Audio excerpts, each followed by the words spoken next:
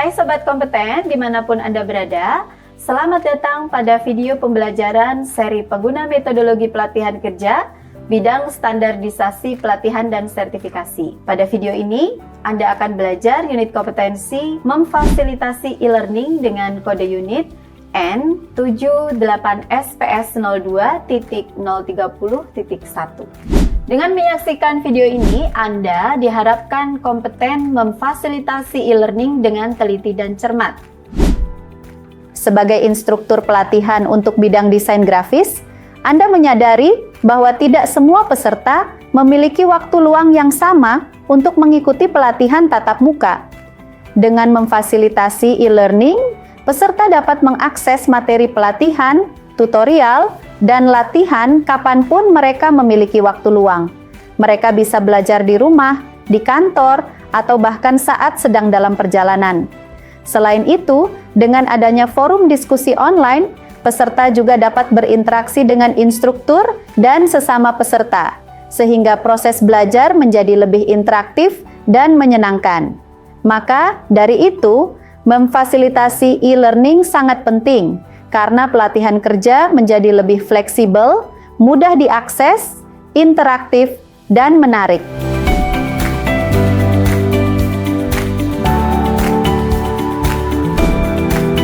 Peraturan-peraturan yang mengatur terkait memfasilitasi e-learning seperti pada Peraturan Menteri Tenaga Kerja dan Transmigrasi Nomor 8 Tahun 2014 tentang pedoman penyelenggaraan pelatihan berbasis kompetensi, Undang-Undang Nomor 11 Tahun 2008 tentang Informasi dan Elektronik, dan Undang-Undang Nomor 28 Tahun 2014 tentang Hak Cipta. Yang dimaksud dengan memfasilitasi e-learning berarti menyediakan segala sesuatu yang diperlukan agar proses pembelajaran secara elektronik dapat berjalan dengan lancar dan efektif. Ini mencakup berbagai aspek, mulai dari penyediaan teknologi, pengembangan materi pembelajaran, hingga dukungan teknis dan pengelolaan sistem. Sebagai seorang fasilitator dalam e-learning, instruktur berperan dalam hal-hal berikut ini: mendorong partisipasi aktif, membantu dalam proses pembelajaran, dan memastikan keberhasilan pembelajaran. Maka dari itu, diperlukan persiapan sebagai fasilitator, yaitu pemahaman mendalam tentang materi, keterampilan teknis dalam menggunakan platform e-learning, dan menyiapkan materi tambahan seperti panduan atau FAQ. Selain itu, sebagai fasilitator, instruktur juga harus membangun lingkungan pelatihan dengan cara menciptakan suasana yang inklusif dan suportif, mendorong kolaborasi antara peserta, dan mengatur aturan main untuk sesi online. Terdapat dua hal yang perlu dilakukan untuk mendorong partisipasi aktif, yaitu pertama, teknik mendorong partisipasi yang dapat dilakukan dengan cara mengajukan pertanyaan terbuka, menggunakan polling atau kuis, memberikan tugas yang mengharuskan interaksi. Kedua, pentingnya umpan balik cepat dan konstruktif. Dalam hal memfasilitasi e-learning, dapat dilakukan dengan memanfaatkan teknologi dengan efektif. Seperti dalam hal, pertama, menggunakan alat-alat interaktif seperti breakout rooms untuk diskusi kelompok, chat dan forum untuk diskusi terus-menerus, dan whiteboard digital untuk brainstorming. Kedua, memanfaatkan fitur rekaman untuk sesi review. Pada saat memfasilitasi e-learning, Anda akan mengalami tantangan seperti peserta pasif atau tidak terlibat, masalah teknis, dan pengelolaan waktu yang buruk. Oleh karena itu, terdapat beberapa solusi yang dapat digunakan, di antaranya adalah mempersiapkan backup teknis, mengatur waktu dengan baik dan efisien, dan menggunakan strategi pengajaran yang bervariasi. Monitoring dan evaluasi adalah hal penting dalam hal memantau keterlibatan peserta saat melakukan e-learning. Berikut ini adalah teknik evaluasi yang dapat digunakan, yaitu melacak progres melalui kuis atau tugas, kuesioner kepuasan peserta, dan review dan refleksi setelah sesi berakhir. Penting bagi seorang fasilitator e-learning dalam hal menjaga motivasi peserta. Berikut ini adalah cara menjaga motivasi peserta: mengakui pencapaian peserta, memberikan penghargaan atau sertifikat, dan menghubungkan materi dengan konteks nyata.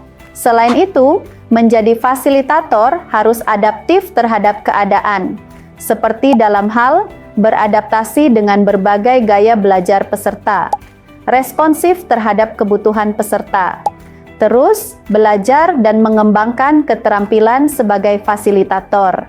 Dalam memfasilitasi e-learning pada pelatihan kerja, berikut ini adalah langkah-langkah yang perlu dilakukan. Di antaranya adalah langkah pertama, menganalisis kebutuhan pelatihan.